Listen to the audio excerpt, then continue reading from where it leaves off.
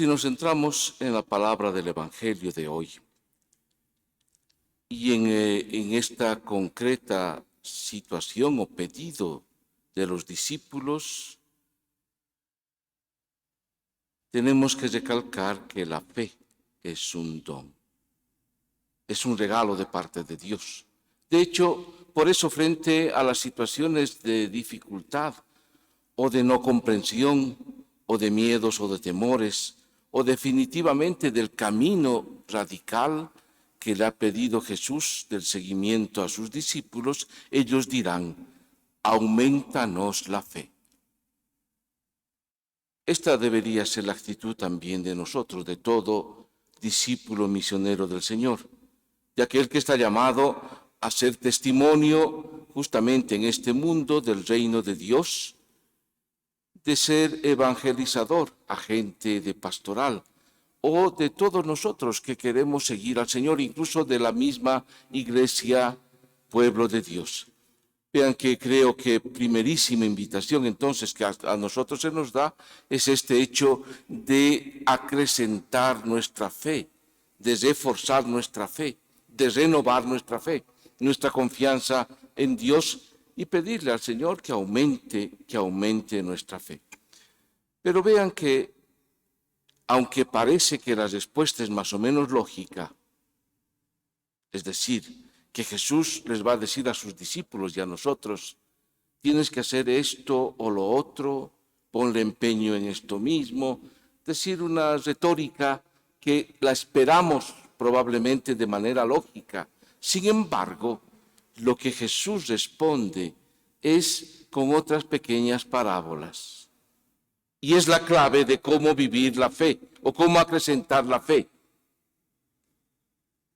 Si ustedes tuvieran la fe del tamaño de un grano de mostaza y dijeran a esa morera que está ahí: arráncate de raíz y plántate en el mar, ella les obedecería. La fe, por tanto,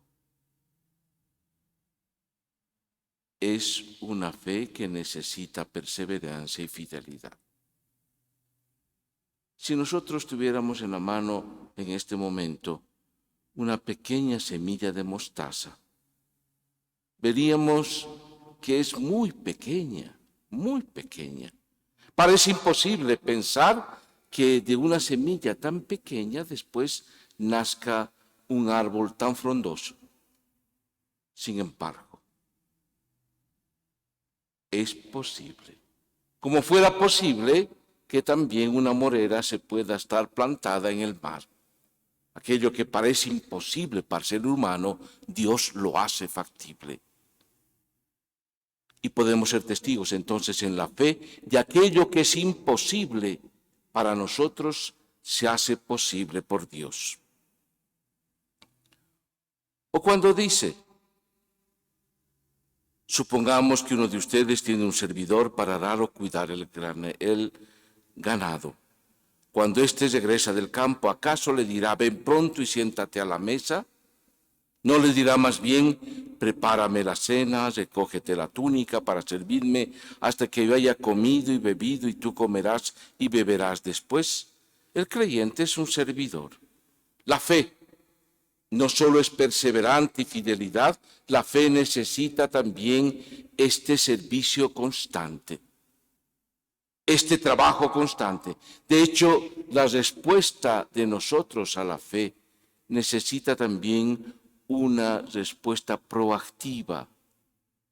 Es un don la fe, es un regalo la fe. Por eso le decimos: aumentanos la fe, pero necesita también un sí de nuestra parte, una fatiga de nuestra parte, un trabajo de nuestra parte, una disponibilidad en nuestra parte. No solo participar o conservar esta fe en la fidelidad, sino también en el servicio. Cuando ustedes hayan hecho todo lo que se les mande, digan, escuchen bien: somos simples servidores y no hemos hecho más que cumplir con nuestro deber. Vean que la respuesta de Jesús, por tanto, va a algo muy fundamental.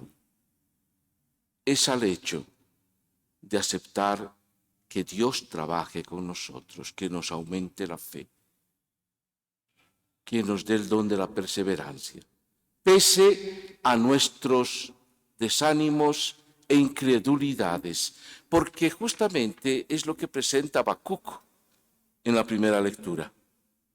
El profeta, este profeta es el profeta del exilio. Este profeta ha visto demasiadas cosas. Ha visto, por ejemplo, el gravísimo problema del ser dominados por imperios.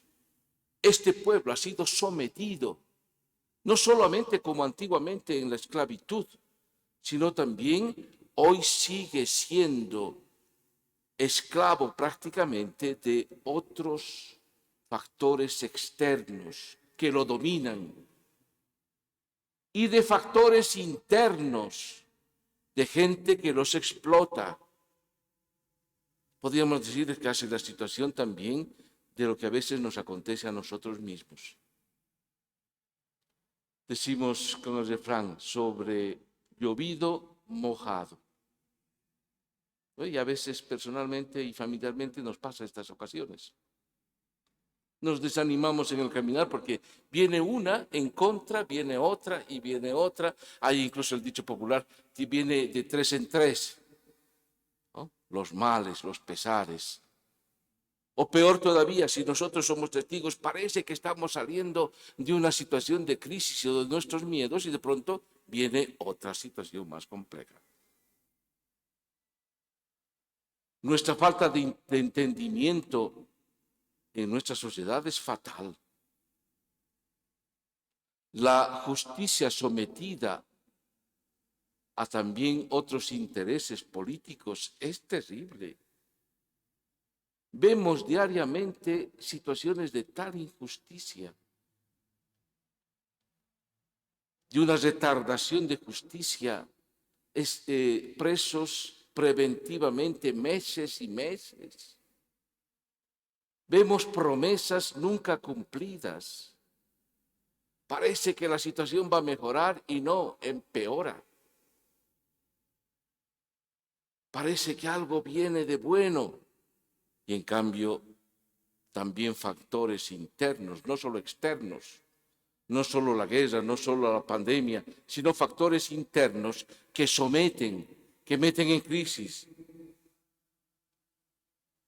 Habacuc está desanimado, sumamente desanimado.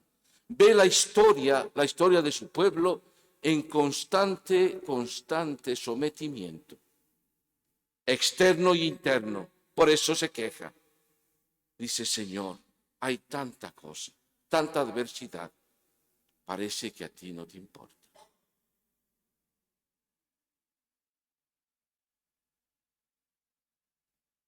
Jesús, o digo Dios, le contesta.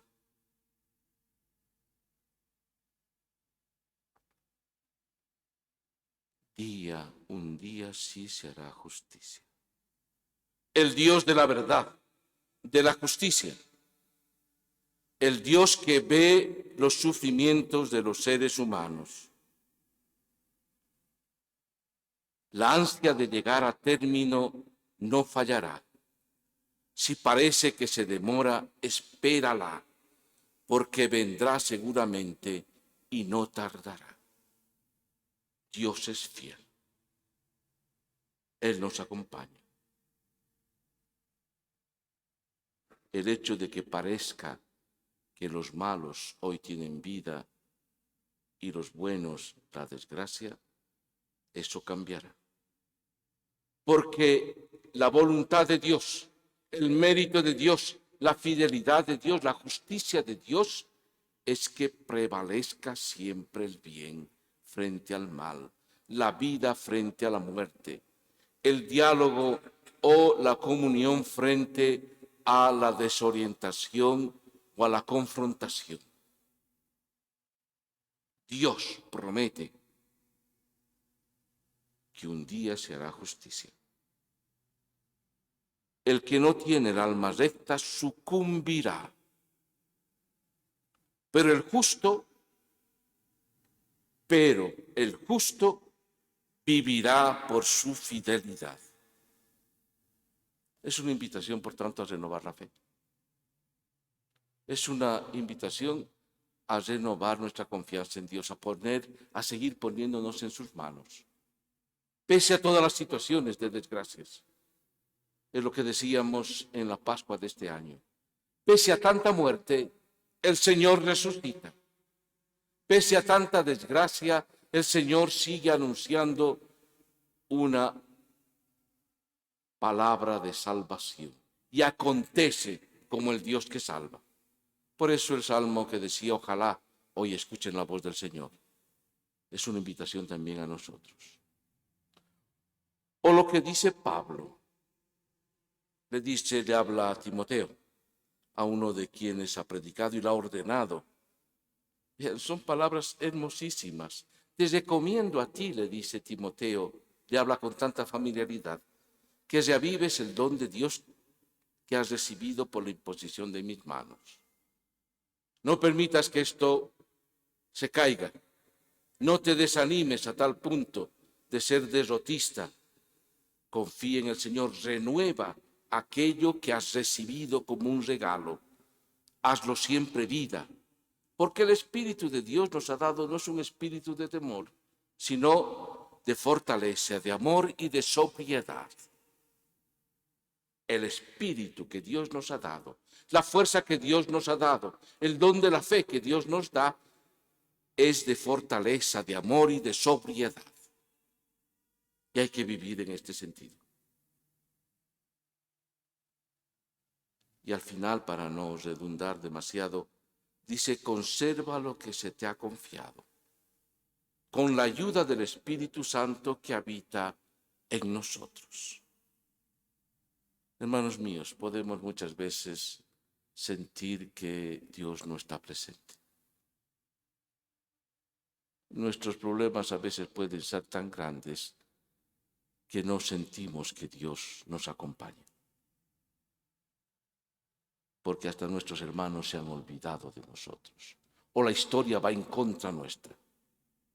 Por eso, el Espíritu que habita en nosotros, que habita con nosotros, este Espíritu, que sea el que también a nosotros nos ayude.